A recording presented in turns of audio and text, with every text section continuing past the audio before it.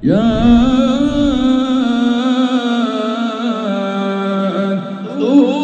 رسلهم بالبينات وبالزور وبالكتاب المنير.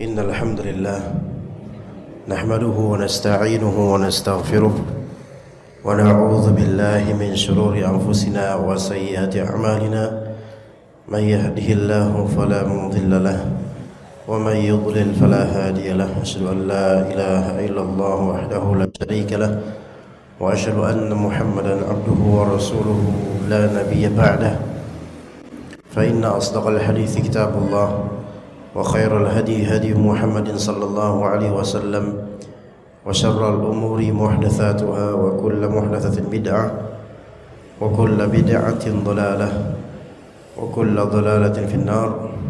أما بعد, kita lanjutkan kajian kitab Mukhtasar Jami' al-Ulum wal Hikam. Pada kali ini insyaallah kita mulai dari masih di mana nasihat.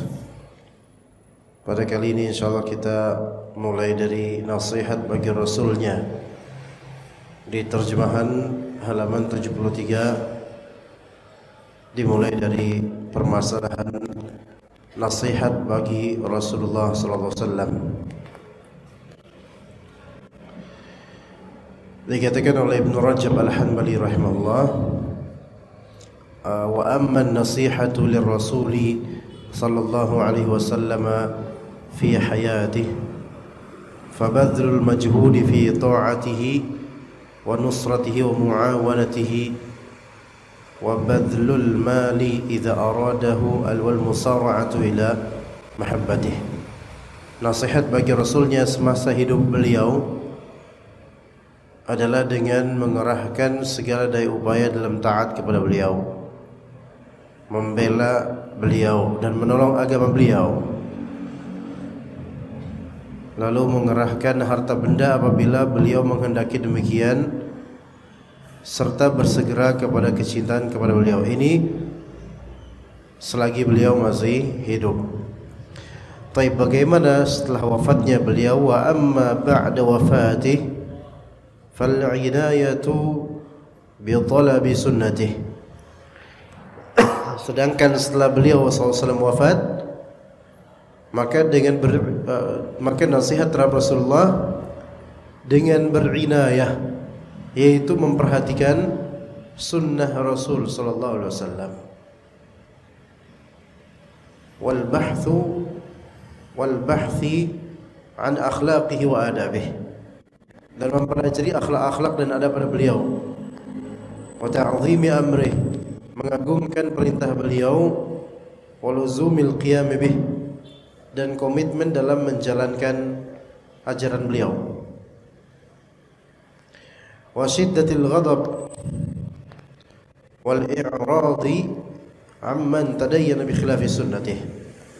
Kemudian di antara nasihat bagi Rasulullah SAW adalah kita sangat marah dan berpaling dari orang yang bertadayyun, yaitu beragama, menerapkan agama tidak sesuai dengan sunnah beliau. Ya, ini terjemahannya kurang tepat. Orang yang beragama bi khilafi sunnatih, yaitu yang tidak sesuai dengan sunnah beliau. Maka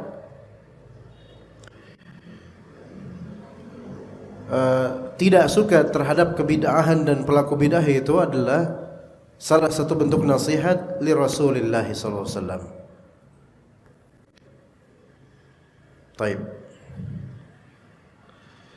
Wal ghadabi ala man dayya'aha li athrati dunya dan juga sangat marah kepada orang yang menyia-nyiakan sunnah Nabi SAW dan lebih mementingkan dunia. Kalau untuk nanti bentar lagi ini tanggal 25 Desember, sekarang tanggal berapa? Oh, taib. 2 hari lagi berarti hari Ahad. Banyak Natalan misalnya, sebagian dari orang yang menyimpang dan ahlul bid'ah, mereka menyia-nyiakan sunnah Nabi, tapi tidak menyia-nyiakan amplop sekian juta untuk menjaga gereja. Dalam salah satu ceramah, seseorang dari mereka mengklaim bahwasanya mereka mendapatkan satu kali jagaan terhadap gereja 50 juta. Sementara ada kiai mereka atau sejalan dengan mereka yang menuding Ustadz Salafi itu digaji atau dapat duit dari Saudi per bulan 20 juta. Ya, jadi antara klaim mereka dapat duit dari gereja dan tudingan mereka kepada yang tidak nyata. Kalau dapat dari Saudi 20 juta, ya ikhwan, udah enak kita nikah lagi, dagang dan seterusnya. Per bulan 20 juta free dari Saudi. Masya Allah. Ya, walaupun kenyataannya iya, memang ada beberapa dari dai yang Allah mudahkan rizkinya dengan cara Allah Azza wa Jalla bisa lebih dari 20 juta per bulan karena faktor lain. Ya, mungkin bisnis, mungkin ada muhsinin yang menitipkan donasi untuk stabilitas rumah tangga, mungkin itu bisa terjadi. Tetapi menuding kemudian negeri Saudi Arabia mendanai 20 juta itu perlu bukti yang nyata dan itu tidak ada, itu dusta. Taib, sebagian dari orang malah menyanyiakan sunnah Nabi SAW dan lebih pro kepada orang-orang kafir, mementingkan dunia karena 50 juta dan semisalnya. Sekalipun beragama dengannya, sekalipun satu agama. Ya.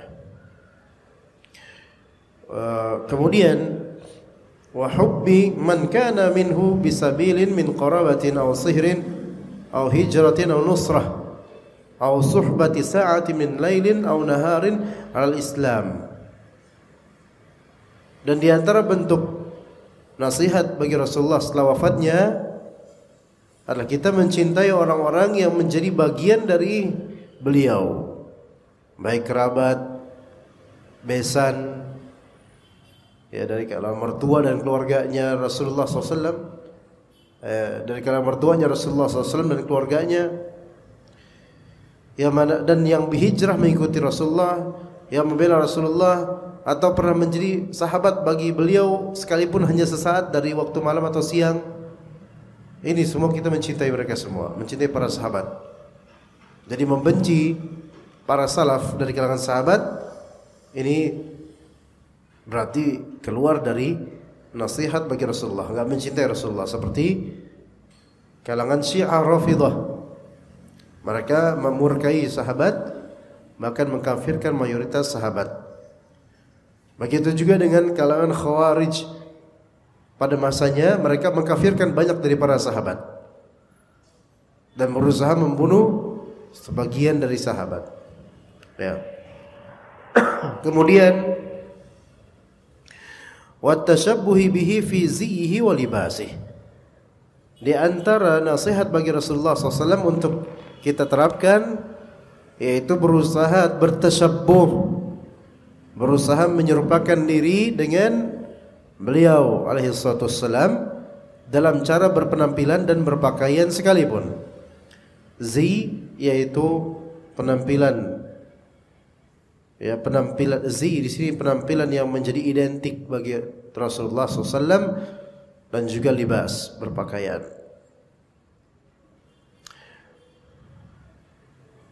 Baik. Kita lanjut berikutnya ke masalah nasihat bagi para pemimpin kaum muslimin, yaitu dengan mencintai kesalehan, kelurusan dan keadilan mereka, mencintai bersatunya umat di bawah kepemimpinan mereka, membenci perpecahan umat terhadap mereka, beragama dengan mentaati mereka dalam rangka ketaatan kepada Allah. Ini berarti taatnya bukan taat yang mutlaqah. Kita taat pada penguasa muslim kalau keputusannya itu tidak melanggar syariat Allah. Adapun keputusan yang sesuai dengan syariat, baik sesuai dengan dalil atau kaedah-kaedah agama atau maqasid syariah, maka wajib kita taati. Wajib kita taati. Adapun keputusan yang bertentangan dengan Islam, maka haram kita taati. Kecuali kalau misalnya dikhawatirkan nyawa melayang, maka mau gak mau kita terpaksa ikut hal yang bertentangan itu, bukan karena ingin dari awal, melainkan karena menghindari mudarat yang lebih besar. Kemudian benci kepada orang yang memberontak kepada mereka. Benci kepada orang yang memberontak kepada pemimpin yang sudah mapan.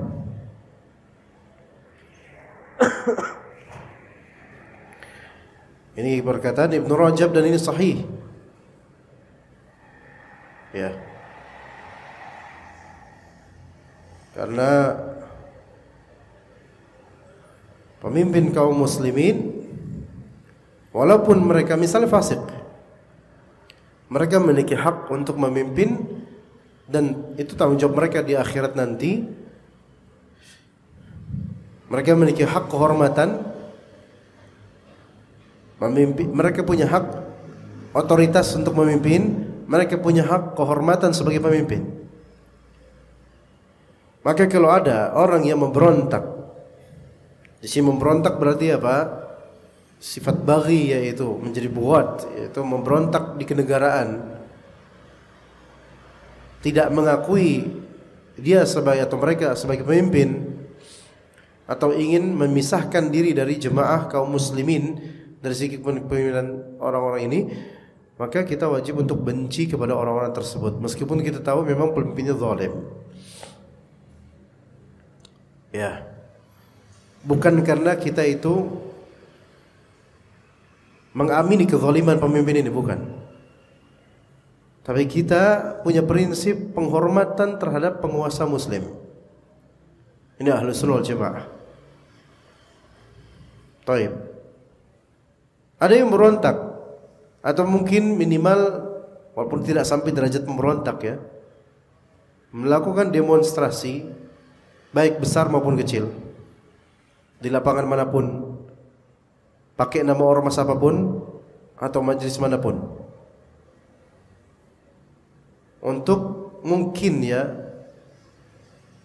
melawan kebijakan penguasa yang menurut mereka zalim.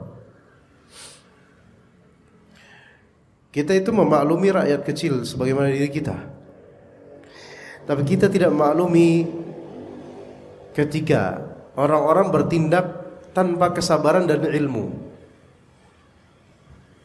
Maka di sini hati kita diuji, jemaah. Kalau ternyata kita senang dengan penghinaan terhadap presiden atau penguasa muslim, kita senang terjadi itu, maka di sini muskilah, ada masalah di hati kita. Terbalik dari ini, benci kepada orang yang memberontak kepada mereka. Ya. Dan kadang-kadang kebencian terhadap penguasa muslim dilatar belakangi oleh faktor ekonomi kadang-kadang. Kadang-kadang dilatar belakangi oleh kecemburuan beragama. Karena ini kok penguasa zalim, ini kok penguasa kok seperti anti-Islam, seperti pengen membumikan Islam atau memendam Islam. Maka kita tanya kepada rekan-rekan ini, bagi kalian apakah penguasa ini masih muslim atau sudah kafir?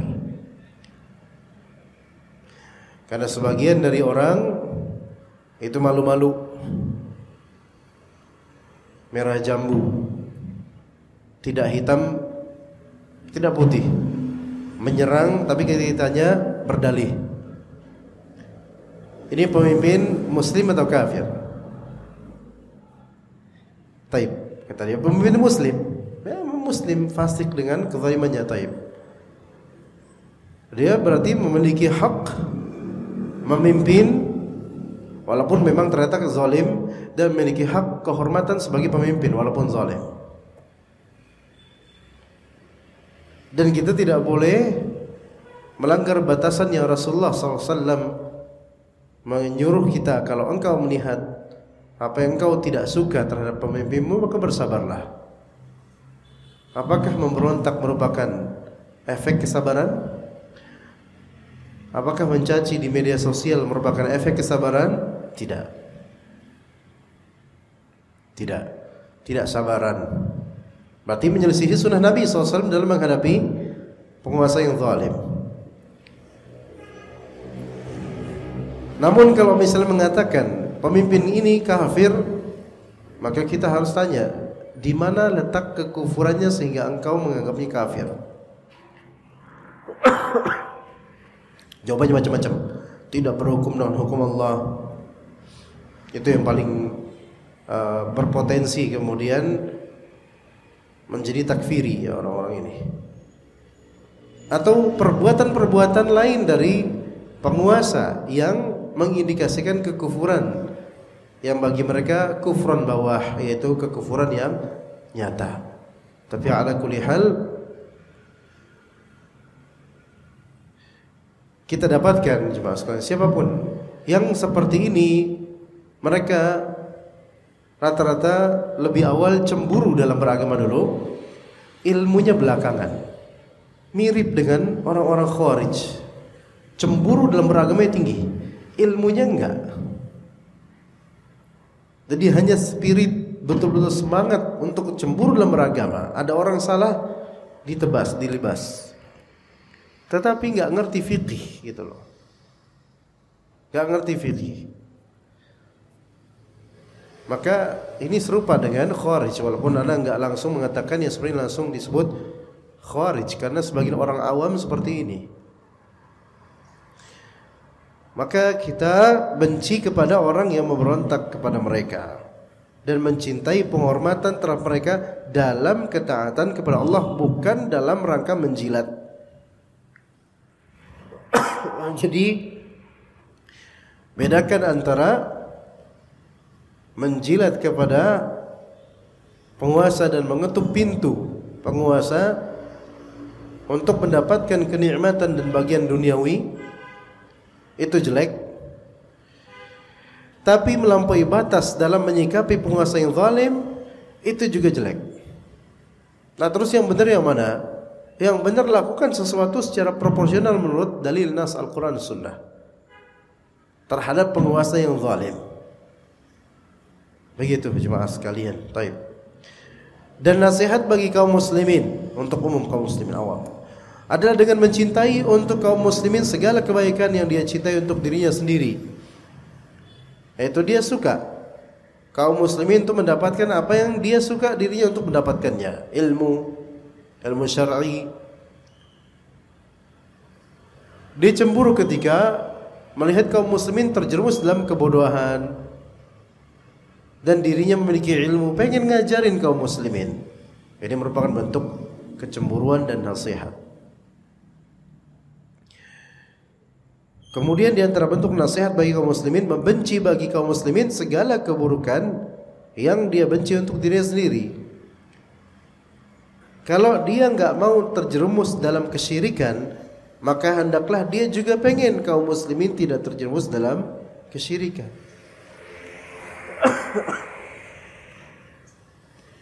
Atau kebid'ahan dan lain-lain, khurafat dan seterusnya. Jadi nggak bisa kita itu genah dewekan gitu, benar sendiri. Biarin kaum muslimin, biarin terombang-ambing. Kita misalnya ngerti ilmunya, nggak menjelaskan, maka menjadi fardu kifayah, perlu ada dai yang menjelaskan, walaupun tantangannya besar atau halangannya banyak. Di antara bentuk nasihat bagi kaum muslimin, belas kasih kepada mereka, menyayangi orang-orang yang masih kecil di antara mereka, menghormati yang sudah dewasa di antara mereka. Kata Nabi SAW, laisa minna man lam yarham saghirana wa lam ya'rif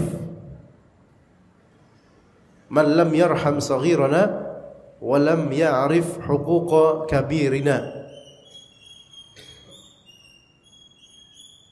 Atau kama qala Nabi SAW, bukan termasuk golongan kami orang yang tidak menyayangi orang-orang kecil di antara kami, yaitu yang muda, lebih muda, dan tidak mengenal hak-hak orang besar di antara kami. Dalam redaksi lain, walam yuwaqqir kabirana, dan tidak menghormati orang-orang besar di antara kami. Maka hormat kepada orang yang lebih tua ini secara urf ya, karena kadang-kadang ada lebih tua, beda 1 tahun, namun secara urf mereka seusia dianggap. Lebih tua 3 tahun, namun secara urf dianggap seusia. Ini dikembalikan ke bagaimana urufnya. Ya, disebut lebih tua biasanya ya sekian tahun misalnya, maka harus dihormati dan bawahan sayang kepada yang lebih muda. Ini juga merupakan bentuk nasihat bagi kaum muslimin. Maka bagi siapapun yang tidak menghormati orang tua, orang lebih tua darinya, dan tidak menyayangi atau tidak menyayangi yang lebih muda darinya, maka dia menyelisih sunnah Nabi SAW. Kemudian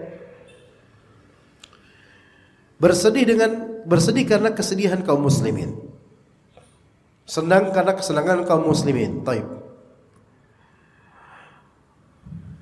Kalau Maroko kalah, sedih nggak kaum muslimin? Banyak yang sedih. Taib.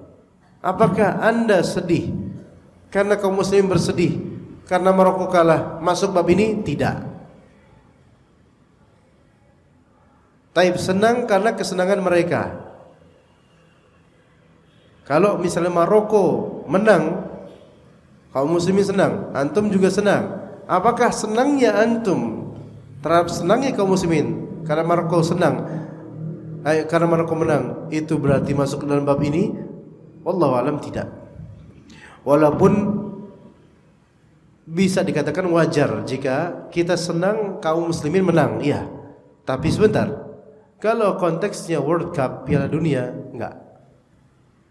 Kenapa? Karena kemenangan itu menambah fitnah dan kekalahan meminimalisir fitnah untuk kaum muslimin dalam konteks Piala Dunia. Jika seseorang ngerti hakikat sepak bola, dan maksudnya sepak bola yang mainstream ya, ngerti sepak bola mainstream yang di Europe yang diatur oleh FIFA dan seterusnya, ngerti hakikatnya, itu dia tidak akan pro dengan semua itu. Sebagian euforia kalau Indonesia menang, melaju ke piala apa gitu. Ya. Maka kita katakan, seandainya Indonesia ini hebat dalam urusan sepak bola, fitnahnya lebih besar.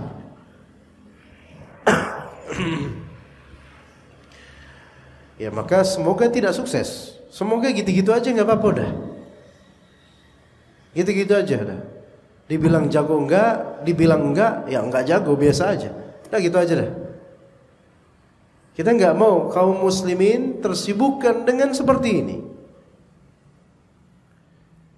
Adapun yang terjadi misalnya pas habis ngegolin sujud, antum kagum dari mananya?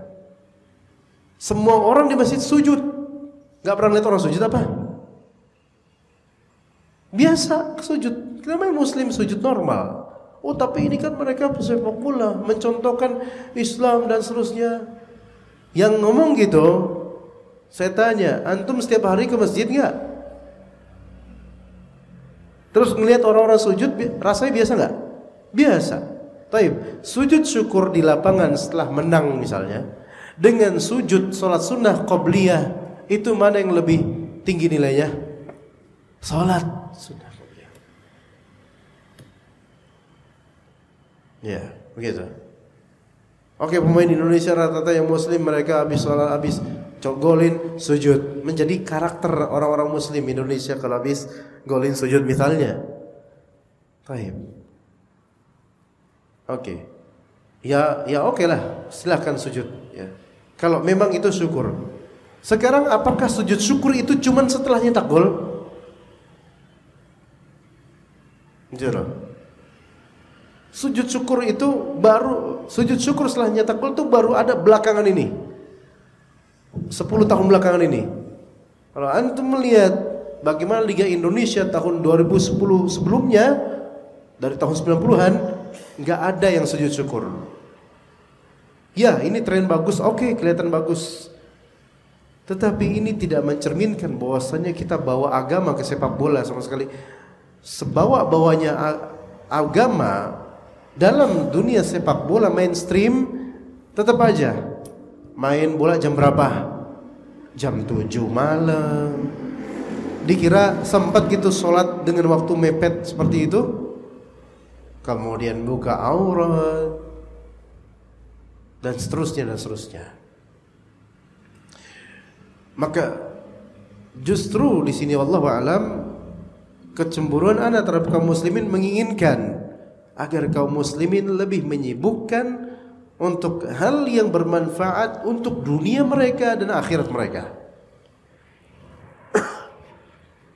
Kalau talbis syaitan mengatakan bahwasanya football unites nations, sepak bola itu mempersatukan antar bangsa, ini kadzab, kadzib. Gambaran yang digambarkan, wah pada ngumpul bareng, ya, enggak, mereka saling bermusuhan sebenarnya. Buktinya itu melawan. Coba kalau misalnya memang berteman, enggak usah melawan, majelis bareng, ngopi bareng semua. Kalau yang dikatakan bahwa ini membuat apa? Persatuan antara nation, antara ras, antara provinsi, ini kadzib. Dari dulu Viking sama Macan Kemayoran dari dulu sampai sekarang, hatta sampai dibuat film untuk mendamaikan keduanya, enggak sampai sekarang. Mana persatuannya? Mana persatuannya? Belum di Kanjuruhan kemarin dan seterusnya.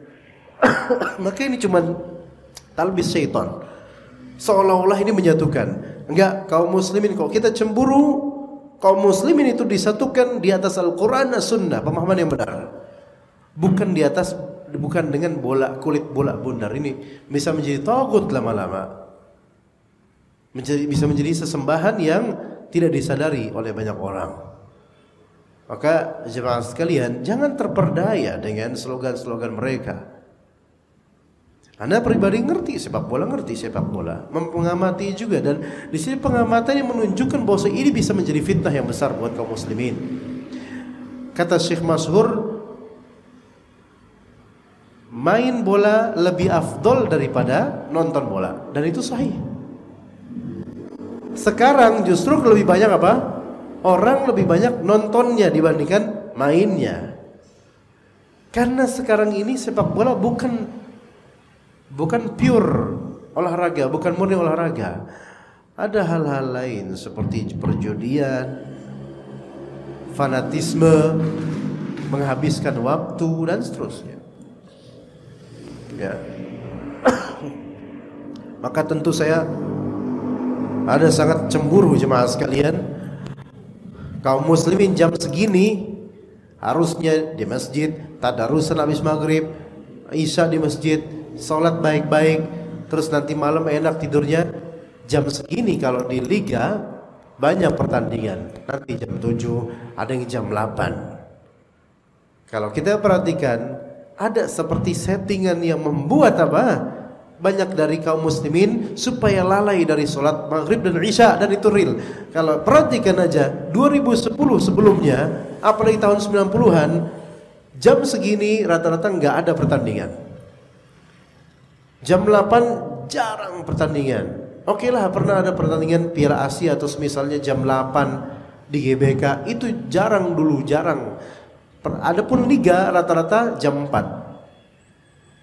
Kalau ingat Antv, rata-rata jam 4. Sekarang digeser waktu maghrib, waktu isya. Kita pikir nih pemain muslim gimana sholatnya? Sempat nggak tuh antara maghrib dan isya tuh? Apa dijama gara-gara ada kepentingan sepak bola? Tuh lihat. Jadi fitnahnya mas kalian. Belum perjudiannya, belum penontonnya. Maka ini nasihat bagi kaum muslimin. Ya, fitnah sekarang kelalaian demi kelalaian, fashion, music, kemudian diantara juga sepak bola sekarang. Maka ini kita menginginkan supaya kaum muslimin itu melihat bahwasanya kehidupan di dunia ini sebentar. Buat apa dia berfanatik dengan itu semua? Sebentar. Nanti wafat, mempertanggungjawabkan amalnya gitu loh. Dan hal-hal seperti ini tidak akan dibawa sebagai bekal akhirat kita. Apa yang dibawa dari semua ini jemaah sekalian? Kesenangan dunia, ya. Maka kita senang karena kesenangan kaum muslimin yang secara syar'i. Adapun kaum muslimin senang bukan secara syar'i, malah justru senang khurafat atau mungkin senang hal-hal yang menjadi kelalaian buat mereka, kita malah gak senang. Jadi ini jangan disalahpahami. Jangan disalahpahami, ya. Sekalipun hal itu akan memudaratkannya dalam hal dunia, seperti harganya akan menjadi murah. Misal kita dagang, kita kasih kepada sebagian muslim diskon. Misalnya untuk yang hafidz Al-Quran atau untuk orang yang mungkin lagi butuh, nggak apa-apa, dah gratis. Kita nggak dapat dunia dari ini, tapi kita senang ketika melihat orang muslim senang, ini masuk di sini, ini masuk. Sekalipun akan menyebabkan dia tidak mendapatkan laba dalam jual belinya, ya. Tapi di antara bentuk nasihat terhadap kaum muslimin adalah dengan berusaha menghilangkan gangguan dan hal-hal yang tidak disukai dari mereka. Apa contohnya? Portal dan polisi tidur. Portal tidak boleh dibuat secara swadaya tanpa persetujuan pemilik otoritas daerah, seperti Pak RT atau Pak RW. Adapun secara swadaya bikin gitu aja, maka ini melanggar hukum sebenarnya, syar'i maupun hukum kenegaraan atau daerah. Juga polisi tidur, karena polisi tidur ini termasuk adza pada asalnya. Asalnya polisi tidur adza, dan dianjurkan, disunahkan kita melakukan imatatul adza 'ani thariq, yaitu memungut rintangan dari jalan. Taib. Ini sebagian orang, sebagian rumah membuat rintangan berupa polisi tidur minimal. Udah gitu, cara membuatnya itu bikin mangkel orang. Dan cara membuatnya itu keputusan sepihak dirinya saja. Dia nggak pengen orang itu terlalu cepat jalan dengan motor di depan rumahnya. Akhirnya dibikin sebelah sini sama sebelah sini, rumahnya sini, dibikin polisi tidur. Dan itu tanpa seizin Pak RT atau Pak RW. Maka ini tidak boleh. Ini kita perlu menghilangkan, ini gangguan sebenarnya. Polisi tidur yang serampangan dibuat baik dengan cara yang terlalu berlebihan atau tanpa seizin pemilik otoritas, maka, dan ini jalanan-jalanan milik rakyat, maksudnya jalan umum, maka ini merupakan bentuk apa? Mengganggu kaum muslimin. Kecuali kalau pemilik otoritas yang menentukan atau telah atas izin mereka, maka ini enggak masalah insyaallah karena demi kemaslahatan. Begitu jemaah sekalian. Ya. Jadi hal-hal kecil gini aja itu diperhatikan. Karena dalam Islam ada imatatul adza 'ani thariq, yaitu menghilangkan gangguan di jalanan. Dan polisi tidur pada asalnya ganggu, kecuali kalau memang diresmikan.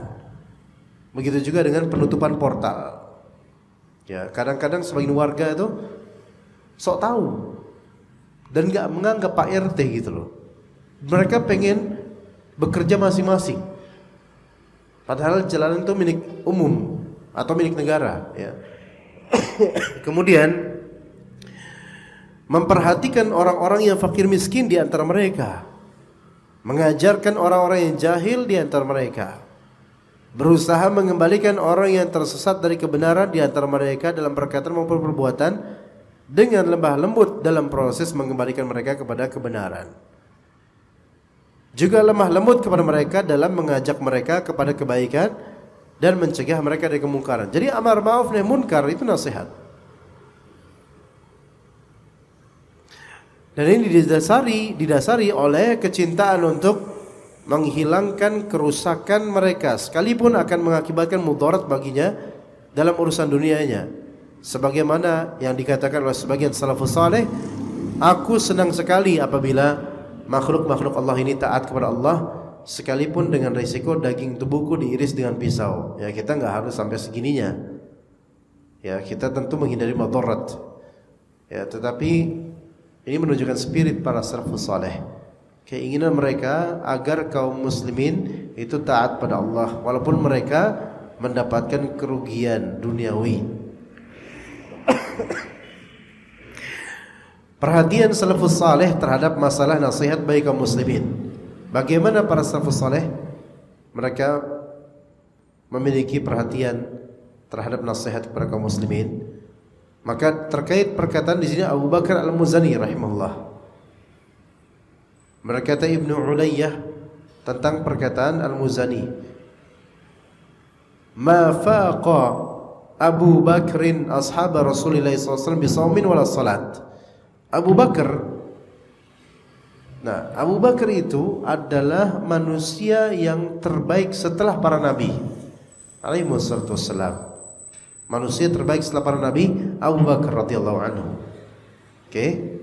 Nah, kenapa kok bisa begitu? Abu Bakar tidak mengungguli seluruh sahabat Rasulullah dengan puasa maupun salat.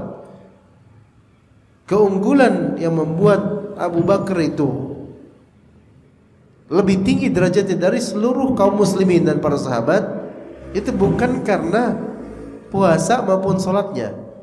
Bahkan sebagian sahabat mungkin puasanya lebih unggul dan salatnya lebih unggul. Tapi apa? Dikatakan di sini, walakin bi syai'in kana fi qalbih. Akan tetapi yang membuat Abu Bakar itu lebih unggul atas seluruh kaum muslimin adalah sesuatu yang ada di dalam hati Abu Bakar itu. Maka Ibnu Ulayyah berkata, alladzi kana fi qalbihi al-hubbu lillah wan nasihatu fi khalqihi. Yang ada di hati beliau yang membuat Abu Bakar itu unggul atas seluruh kaum muslimin itu adalah al-hubbu fillah.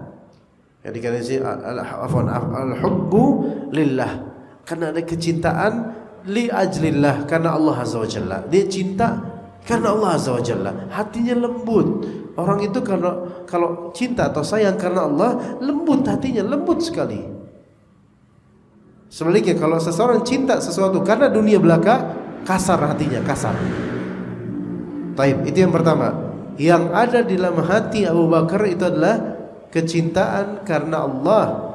Dan yang kedua yaitu an-nasihah fi khalqih, nasihat ketulusan kepada hamba-hambanya. Yaitu apa? Yang kedua, berarti Abu Bakar ini memiliki raghbah dan keinginan untuk memperbaiki kaum muslimin secara tulus, ya.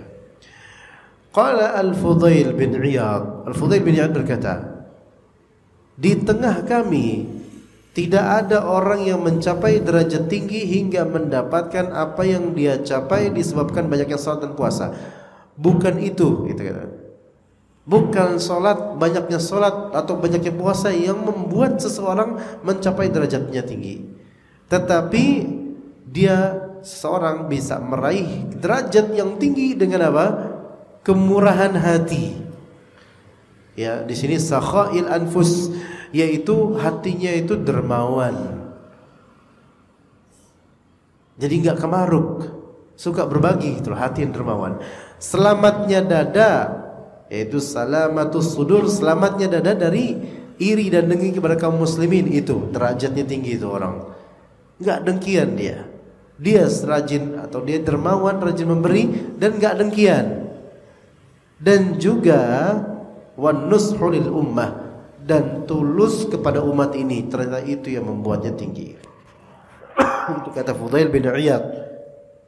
Lah orang kalau misalnya rajin puasa, sholatnya masya Allah, tetapi pelit, kemudian suka sebel sama muslim, suka dengkian, dan enggak punya keinginan supaya orang-orang muslim itu baik gitu loh. Jadi ini sholat dan puasanya ini tidak berpengaruh pada hatinya. Ini bukan berarti sholat dan puasa itu tidak berarti, bukan. Tetapi refleksi kualitas sholat dan puasa seseorang bisa kita rasakan dia kita itu udah murah hati nggak sama hamba-hamba Allah. Dan dada kita, hati kita selamat gak dari kedengkian dan kebencian kepada muslimin. Dan seberapa tulus kita terhadap umat ini. Kadang-kadang orang mengira bahwasannya kalau kita memperingatkan umat akan bahaya kesyirikan, bahaya kebidahan, bahaya harta haram, bahaya maksiat, kadang-kadang orang menganggap wah ini dai ini ekstremis ini, dikit-dikit kok melarang ini itu dilarang. Loh, bisa jadi justru dai yang seperti ini malah cemburunya tinggi kepada umat, nggak pengen umat ini jalan salah. Ini berarti nush lil muslimin, malah tulus di sini, walaupun dituding sembarangan atau macam-macam. Dan Abdullah bin Al-Mubarak rahimahullah pernah ditanya, amal apa yang paling utama? Beliau menjawab, yaitu amal yang paling utama adalah an-nushu lillah, yaitu tulus untuk Allah. Itu hatinya itu bersih gitu loh. Itu amalan yang paling utama. Kepada kaum muslimin itu tidak seperti yang tadi, bakhil tidak, dengki, benci, iri tidak, dan tulus pada kaum muslimin. Ya. Taib, adab-adab as-salafus salih dalam nasihat. As-salafus salih apabila ingin memberikan nasihat kepada seseorang secara personal, mereka biasanya akan memberikan wejangan atau nasihat secara sembunyi-sembunyi. Ini kalau tentang person. Hingga salah seorang dari mereka berkata, siapa yang memberikan wejangan kepada saudaranya hanya antara dirinya dengannya, maka itulah nasihat. Dan siapa yang memberikan wejangan kepadanya di hadapan banyak orang, maka itu sama saja dia mencelanya. Al-Fudail berkata, orang mukmin itu menutupi kekeliruan saudaranya dan memberi nasihat, sedang orang yang durjana itu menghina dan merendahkan. Ibnu Abbas pernah ditanya tentang menyuruh seseorang penguasa untuk berbuat yang ma'ruf dan mencegahnya dari perbuatan mungkar. Maka beliau berkata, jika engkau ingin melakukannya dan memang harus melakukannya, hendaklah antara engkau dengan dirinya saja. Ini tentang penguasa, terutama penguasa atau pemilik otoritas. Nggak bisa kita nasihatin dan nggak boleh kita nasihatin di depan masyarakat atau rakyat. Ada adab tersendiri. Ada adab tersendiri. Makanya yang sahih adalah dikatakan dalam hukum fikih yang sahih bahwasanya semacam demonstrasi, turun jalan untuk menasihati penguasa, mengkritik kebijakannya, itu bukan hal yang tepat dalam Islam. Kalau memang bisa langsung atau dengan orang dalam memberikan peringatan secara baik terhadap penguasa, maka itulah caranya. Tidak mampu, ya khalas, bersabar karena Allah Azza wa Jalla. Bersabar.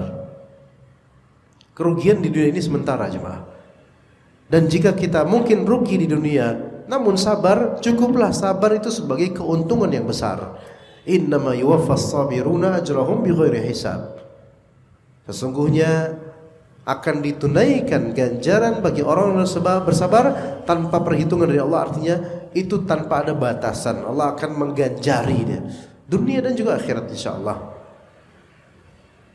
Nah, itu khusus penguasa. Adapun kepada orang-orang yang melakukan kemunkaran terang-terangan atau memproklamirkan kesyirikan, kemungkaran, mempromosikannya terang-terangan, maka merupakan fardu kifayah, ada dan boleh untuk membantahnya atau mengoreksinya terang-terangan juga, karena orang yang melakukan kemungkaran secara terang-terangan tidak ada ghibah lagi buat dia.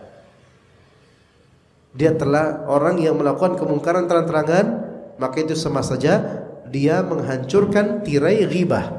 Silakan ghibahi saya berarti, karena terang-terangan. Adapun kalau sembunyi-sembunyi, umumnya orang nggak tahu, maka haram kita untuk mengupasnya di tengah umat, kecuali jika memang sembunyi-sembunyi tersebut itu merugikan banyak masyarakat, seperti pinjaman online yang merugikan misalnya, ya, atau orang ini hobi ngutang tapi emang hobi nggak pernah bayar. Ini boleh kita ghibahi di titik itu saja, di titik masalah hutang saja. Adapun lebihnya nggak boleh. Jadi kita lakukan, kita peringatkan orang-orang, si fulan dia kalau ngutang nggak pernah bayar. Itu boleh kita omongin ke orang-orang kalau emang seperti itu dia. Karena ini akan merugikan masyarakat. Maka supaya masyarakat nggak kena getahnya, maka kita beritahu orang-orang nggak masalah. Ya, seperti itu. Ya. Adapun keburukan secara pribadi yang tidak tampak pada manusia, kita tahu itu, maka nggak boleh kita kupas, kecuali masalah yang berkaitan dengan hak-hak manusia yang akan merugikan banyak manusia. Ya, seperti itu jemaah sekalian rahimakumullah. Maka masalah nasihat ini ada bab tersendiri dan juga kita berarti telah selesai mengupas hadis ad-dinun nasihah. Pada pertemuan mendatang insyaallah mungkin saya akan bisa lagi datang di 6 Januari karena tanggal 30 seperti tidak bisa. Dan juga ba'da Isya saya izin pamit karena ini makin malam ya, lebih akhir jadinya Isya selesai itu waktunya juga makin malam. Jadi kita cukup sampai sini aja.